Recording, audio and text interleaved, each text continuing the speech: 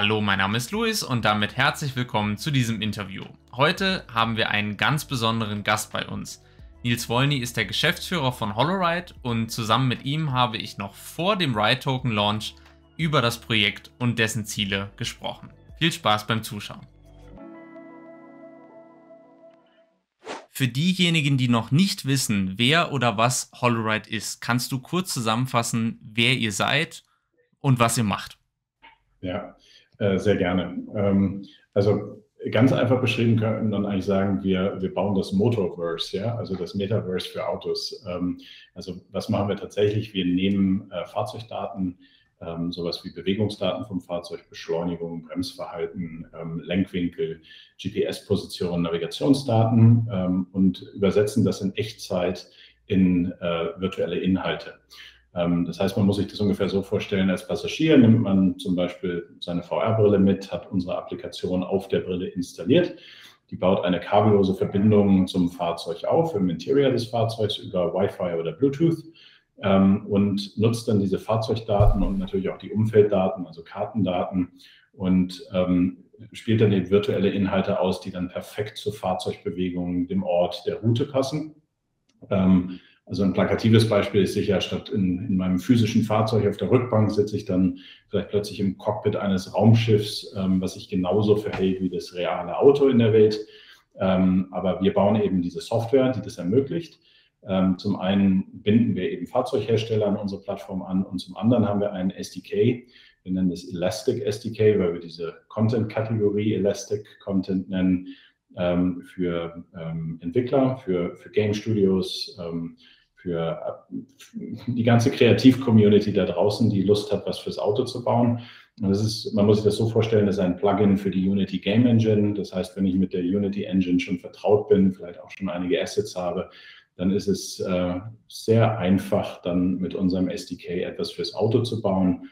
Und diese Inhalte werden prozedural generiert. Das heißt, auch die Experience ist jedes Mal unterschiedlich. Wenn der Fahrer eine andere Route fährt, wird sich auch mein Erlebnis, mein Spiel, je nachdem, welchen Inhalt ich dann gerade im Fahrzeug genieße, auch wieder entsprechend anpassen. Also auch das Thema Replayability bei Games ist ja immer ein großes Thema. Das ist schon, bei uns kommt das ganz natürlich mit, weil fahre ich eine andere Route, fahre ich sie anders, verändert sich im Zweifel auch schon das Spiel. Also long story short, wir bringen eigentlich immersive Inhalte ins Auto und schaffen damit eine komplett neue Kategorie von In-Car Entertainment. Wann bist du, beziehungsweise wann seid ihr auf die Idee gekommen? Und Audi ist der Hauptsponsor. Wie viel Überzeugungsarbeit musstet ihr da leisten? Ja, absolut. Also das ist, gerade wenn ich darüber erzähle, selbst wenn man Videos sieht, wir haben ja viele Videos auch bei YouTube, die das so ein bisschen veranschaulichen, wie das funktioniert und sind auch immer wieder auf Veranstaltungen. Die Idee ist tatsächlich schon so 2015 ungefähr geboren worden, als meine beiden Mitgründer und ich noch bei Audi waren. Wir waren in völlig unterschiedlichen Bereichen tätig. Also mein Co-Founder Daniel hat im Bereich autonomes Fahren gearbeitet, hat da eben experimentiert, was man so mit den Algorithmen vom autonomen Fahren sonst noch so machen kann.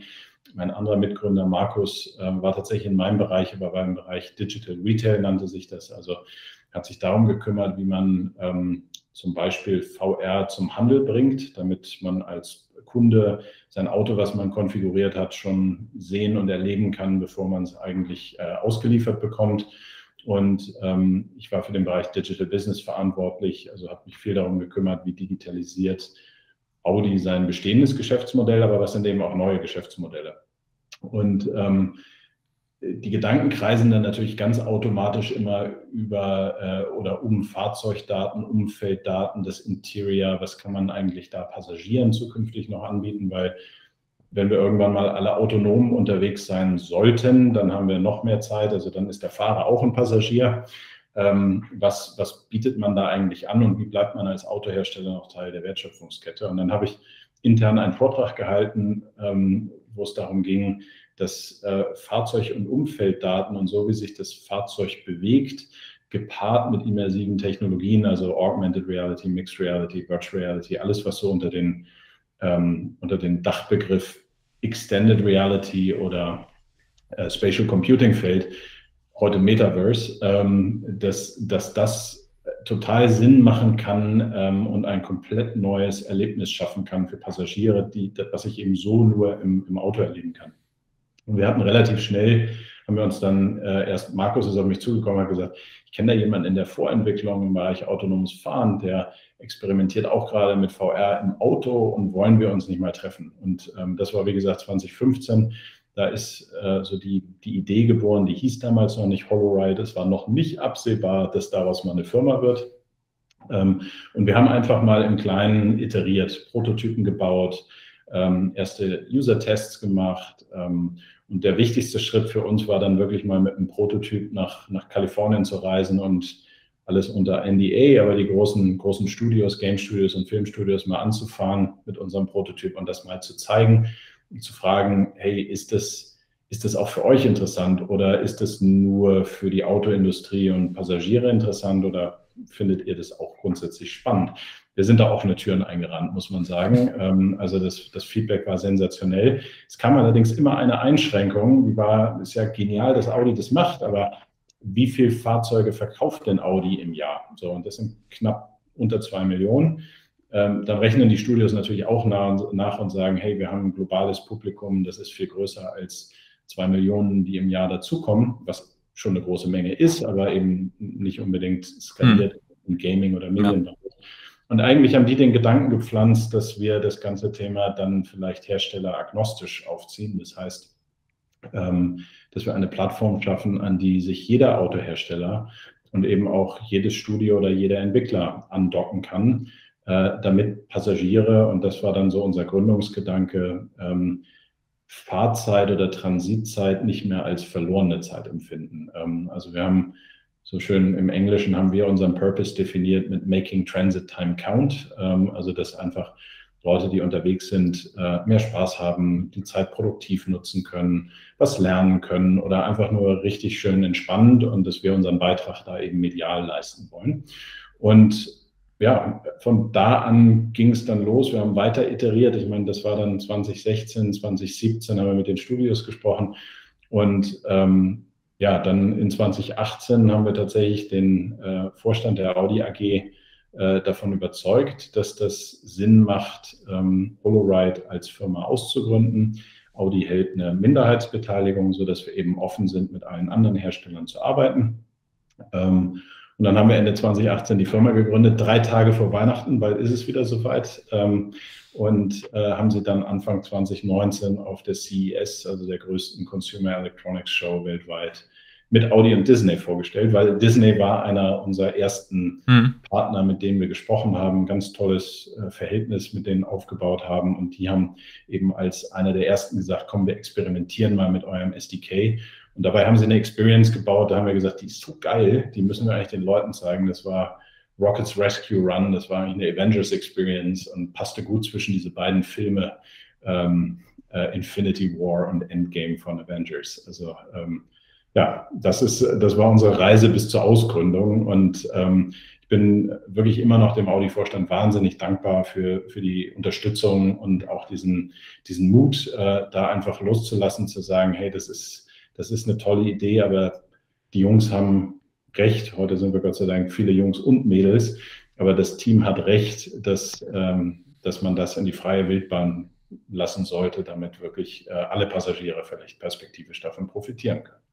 Du hast eben schon einen ganz wichtigen Punkt angesprochen, das ist eine offene Plattform.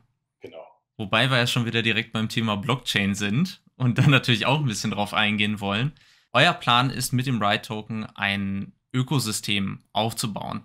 Wie kann ich mir das jetzt vorstellen? Ist dann der Ride-Token quasi ein Bezahlmittel dezidiert oder hat er auch noch andere Möglichkeiten? Ja, super Frage, weil als wir gegründet haben, natürlich im ersten Jahr mussten wir den Markt auch erstmal ein bisschen darüber aufklären, dass wir keine Audi-Tochterfirma sind. So, das heißt, wir haben viele Projekte gemacht mit Studios oder auch großen Medienfirmen und anderen Autoherstellern. Wir haben mit Porsche gearbeitet, mit Ford gearbeitet, mit Mercedes gearbeitet und noch einigen, über die wir jetzt noch nicht reden dürfen, aber haben dann auch mit Discovery Channel und Universal gearbeitet und auch mit Shell Games, die heute bei uns auch mit an Bord sind. Also wirklich eine eine Bandbreite von Partnern und haben gemerkt, dass wenn wir eine neue Art von Content- und Medienplattform schaffen wollen, dann bitte auch mit der nötigen Transparenz, dass auch jeder Partner weiß, warum er wie vergütet wird. Das war so einer der Grundgedanken, warum wir gesagt haben, da könnte uns Blockchain als Technologie helfen. Was du jetzt ansprichst, das Thema Ökosystem ist natürlich auch, wie sind denn eigentlich die guten Incentivierungsmethoden für vor allem Kreative? Und da gab es ja Gott sei Dank einen echten Shift in den letzten Monaten und Jahren, dass es viel mehr um Partizipation geht. So, also wenn ich ein Stück Kunst, Game, jegliche Art von Kreation, wenn ich das schaffe, dass ich eben auch langfristig davon profitiere und dass es auch transparent ist, warum ich wie daran profitiere. Und das waren so Aspekte für uns, wo wir gesagt haben, das wäre doch toll, wenn wir eine Plattform schaffen, die von Anfang an transparent by design ist, aber die auch eben eine Möglichkeit der wirklich fairen Partizipation bildet. So, das waren die Grundgedanken. Und ja, dann stößt man darauf und vor ein paar Jahren, als ich mal so in das Thema Blockchain geschaut habe, da stimmte einfach vieles noch nicht. Da stimmte die Performance noch nicht. Es war viel zu kompliziert, User Experience war schwierig. Also viele Aspekte, ökologische Aspekte sind heute immer noch ein Thema. Ja. All diese Themen waren am Anfang vielleicht noch so ein bisschen Hinderungsgrund. Das hat sich aber Gott sei Dank in den letzten Jahren auch massiv gewandelt. So, und ja, als wir dann das Konzept verfeinert haben über die Zeit, haben wir gesagt, naja, der Right-Token könnte natürlich auch wirklich die Möglichkeit geben, Fans, Kunden, Passagieren, Partnern auch eine Stimme in unserem Ökosystem zu geben. Also wirklich eine Governance-Funktion. Wie sollen wir uns denn weiterentwickeln? Und ich glaube nach wie vor, dass wir da, glaube ich, jetzt mehr denn je den Nerv der Zeit treffen. Das war, als wir damit gestartet haben, noch nicht so absehbar. Aber Metaverse ist jetzt, glaube ich, neben Krypto und neben Token und neben NFTs eines der meistgebrauchten Worte aktuell. Aber wirklich die Idee eines Metaverse zu unterstützen, wo jeder von profitiert, was offen ist, was dezentral organisiert ist. Und diesen Geist wollten wir halt einfangen. Und dann haben wir gesagt, hat es noch einen ganz, ganz tollen Nebeneffekt. Wir können halt jetzt sehr, sehr früh Fans an Bord holen, also wirklich ganz frühe Supporter. Haben wir mit der Elrond-Community auch wirklich eine ganz tolle Community kennenlernen dürfen über die letzten Monate. Und das Momentum ist, glaube ich, einzigartig. Und jetzt mit all diesen Fans das gemeinsam aufzubauen, ist natürlich irgendwie eine große Ehre. Und ich weiß gar nicht, ob das auch jedem bekannt ist, das, was wir jetzt geraced haben über diesen Token Sale, das werden wir zu einem Großteil einfach der Creator-Community wieder zurückgeben, damit eben tolle Inhalte für unsere Plattform entstehen, wenn wir nächstes Jahr launchen. Und dann gibt es natürlich die ganzen Möglichkeiten, die so ein Token gibt. Ja? Also NFTs habe ich schon angesprochen, aber Incentivierung, wenn man im Ökosystem unterwegs ist, vielleicht auch, wenn man Daten teilt, Partner können damit vergütet werden. Upgrades in den Experiences können damit gekauft werden. Also wirklich das, was man eigentlich aus dem Gaming-Umfeld schon kennt, nur jetzt mal eben gepaart mit dem Thema Mobility. Jetzt wollen wir uns aber mal vorstellen, wir haben ein Auto gekauft und haben da jetzt ein Holoride-Paket drin. Also du hast eben schon angesprochen, es gibt dann diese Möglichkeit mit einer VR-Brille, sich zum Beispiel auf den Beifahrersitz oder nach hinten zu setzen und dann verschiedene Inhalte mitzuerleben. Also ich fahre dann zwar durch beispielsweise München, sehe aber was ganz anderes. Bevor wir nochmal auf das, was wir sehen, eingehen, vielleicht ganz kurz, wie ist das dann mit der Bezahlung? Ist der Ride-Token dann mein eigentliches Bezahlmittel? Ist es E-Gold? Geht beides? Wie funktioniert das? Ja, das ist auch eine sehr gute Frage. Am Ende des Tages soll der Nutzer entscheiden, was für ihn das Richtige ist. Ne? Also wir glauben schon daran, dass wir auch helfen können, auch in der User Experience das Thema Krypto, Blockchain, auch wirklich also den Weg in den Mainstream zu unterstützen. Aber ich erwarte nicht, dass jetzt jeder nur noch in Krypto zahlt. Und ich glaube, viele werden noch einfach in klassischen Fiat-Währungen bezahlen. Also wir werden beides anbieten. Aber wenn ich vielleicht mit Ride-Token zahle, dann habe ich vielleicht ein paar Extras, ja, die exklusive Benefits, die ich vielleicht mit klassischen Zahlungsmitteln nicht habe, einfach auch um diesen Utility-Gedanken des Tokens weiter zu unterstützen. Also dass Ride-Token-Holder bei uns wirklich auch immer einen Benefit genießen. Wir haben das ja auch bewusst Ride genannt, weil wir schon glauben, dass das auch einfach für das gesamte Transportökosystem, alles was mit Experience in Transportation zu tun hat, dass wir da mit unserem Token einen signifikanten Mehrwert einfach für Passagiere und die Partner leisten können. Und insofern, es werden beide Wege möglich sein, aber der eine macht vielleicht noch ein bisschen mehr Spaß als der andere, wer weiß. Das Projekt war ja ursprünglich gar nicht als Blockchain-Projekt geplant. Wie seid ihr dann auf die Elrond-Blockchain gekommen? Ja, du hast vollkommen recht. Wir fangen immer bei der Experience für Passagiere an und nutzen dann die jeweiligen Technologien, die passen. Und wie gesagt, Blockchain war immer so ein bisschen im Hinterkopf, eben aufgrund der genannten Aspekte, Transparenz, Beteiligung, vielleicht auch einfach in der Zukunft, dass Plattformen besser miteinander sprechen und interagieren können. Also das ganze Thema Interoperabilität ist sehr wichtig. Und als es dann konkreter wurde, dass wir uns mit Blockchain auseinandersetzen, kam tatsächlich der Hinweis von euch oder die Empfehlung von euch, sich doch mal mit Elrond zu treffen, weil tatsächlich natürlich das Elrond-Netzwerk in seiner Struktur, in seinen technischen Fähigkeiten sehr viele von diesen ehemaligen, sagen wir mal, Roadblocks aus dem Weg geräumt hat. Also die Performance ist natürlich dann deutlich mehr in dem Bereich, was wir zukünftig für unsere Plattform brauchen, mit, glaube ich, ca. 15.000 Transaktionen pro Sekunde.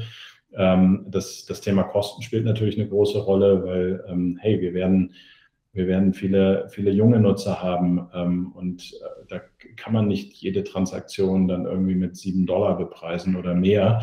Ja. Das ist natürlich ein Aspekt. Und wir arbeiten eben viel mit Autoherstellern, die alle natürlich selber eine Transformation jetzt von Verbrenner zu Elektromotor hin machen und endlich und sehr konsequent diesen Schritt in Richtung Nachhaltigkeit gehen.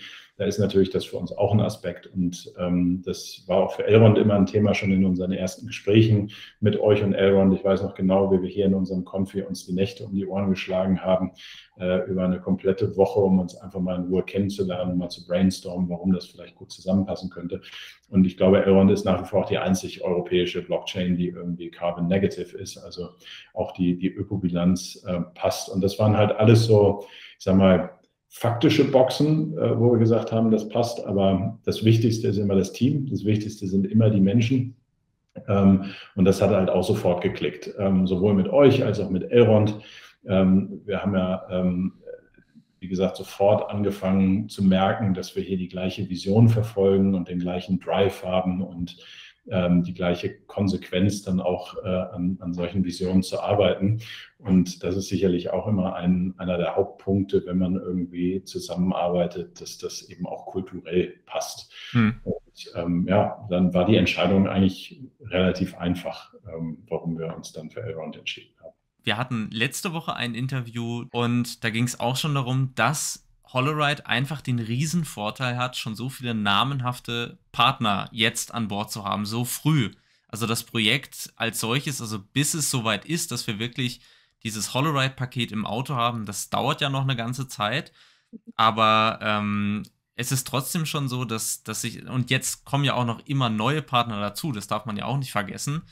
Meine Frage ist so ein bisschen, du darfst antworten, wenn du möchtest, beziehungsweise du musst eigentlich ehrlich antworten. Auf welchen Partner freust du dich persönlich wirklich am meisten? Das ist wirklich eine gemeine Frage. Wir haben wirklich so wirklich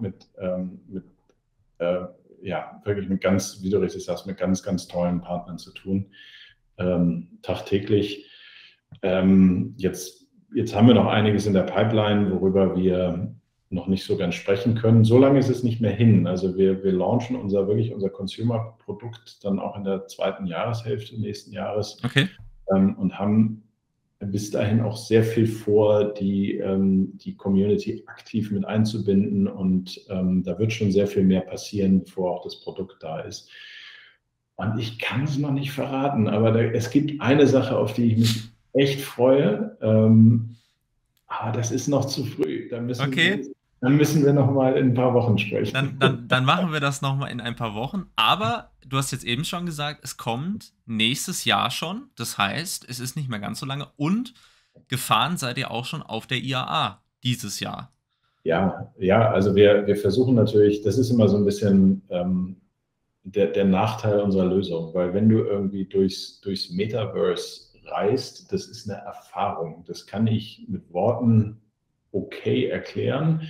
Das kann ein Video schon besser, aber wenn du dann wirklich mal im Auto gesessen hast und es ausprobiert hast und merkst, wie die Bewegung des Fahrzeugs und wie du dich durch die Welt bewegst, dass das direkt verankert ist in der virtuellen Welt, die du erlebst, dann wird diese gesamte Erfahrung deutlich immersiver und fühlt sich halt wie eine neue dritte Realität an zwischen der digitalen und der physischen.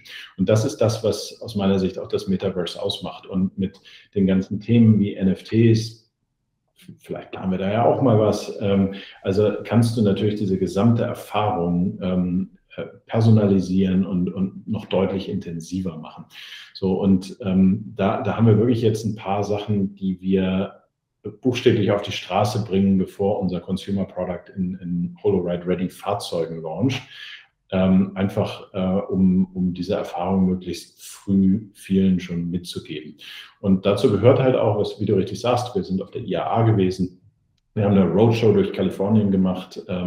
Wir tauchen immer mal wieder auf Veranstaltungen auf. Jetzt vor 2-3 Wochen waren wir auf der AWE, was so die größte XR-Konferenz im Valley ist, und haben einfach die Branche eingeladen, das mal auszuprobieren. Und wir tauchen immer mal wieder auf. Das längste Event, was wir bisher hatten, war vor den Universal Studios zusammen mit Universal und Ford während Halloween 2019, dass mehrere tausend Menschen einfach mal über Wochen HoloRides vor den Toren des Universal Parks ausprobieren konnten. Und wir werden immer wieder solche Sachen machen, weil es ist wichtig, dass man es mal selber erfährt. Und für uns ist es total wichtig, das Feedback zu bekommen, um unser Angebot dann auch immer besser zu machen. Und da wird noch das eine oder andere kommen, das verspreche ich. Okay. Sehr gut. Dann würde ich sagen, als letzte Frage, wir hatten es eben jetzt schon angesprochen, also wir haben den Ride Token Launch, sowohl der Private Sale als auch der Public Sale sind beide erfolgreich durch, das heißt, das ist auch schon fertig. Du hast gesagt, 3., 4. Quartal 2022 kommt dann das erste echte Consumer Product, das heißt, wir können uns dann vielleicht schon mal einen Audi konfigurieren, wenn es bis dahin weiter so gut läuft, mit einem HoloRide-Paket. Dazwischen ist jetzt dieses halbe Jahr, was noch, wo wir jetzt noch nicht ganz wissen, was passiert. Kannst du uns einen Ausblick darüber geben, was wir in den nächsten, sagen wir mal, 6 bis 8 Monaten erwarten dürfen? Ja, also klar, Listing war natürlich nach dem Private Sale, Public Sale und so ein weiterer großer Schritt für uns.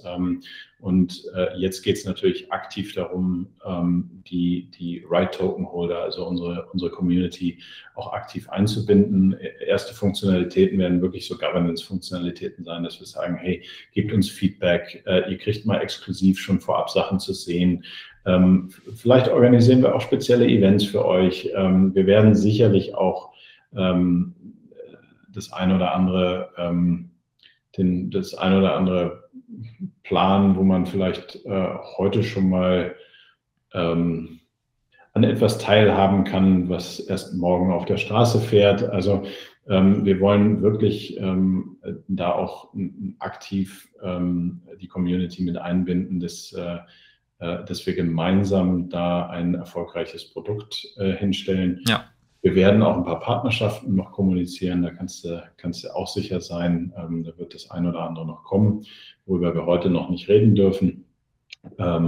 Aber ja, wir waren so kreativ in den letzten 3 Jahren, die wir jetzt schon als eigene Company unterwegs sind. Es gibt so viele Ideen. Jetzt haben wir viele tolle Partner an Bord und jetzt noch eine starke Community. Ich bin mir sicher, da werden wir relativ schnell viel von umsetzen und sehen. Aber ja, ich kann heute noch nicht so viel verraten. Das macht nichts. Man muss noch bleiben. Sehr gut. Ja, dann, es soll ja auch spannend bleiben. Es bleibt weiter spannend. Und ja, ich darf mich erstmal ganz herzlich für deine Zeit bedanken. Es hat Spaß gemacht. Ja. Und dann würde ich sagen, wir bleiben mal in Kontakt.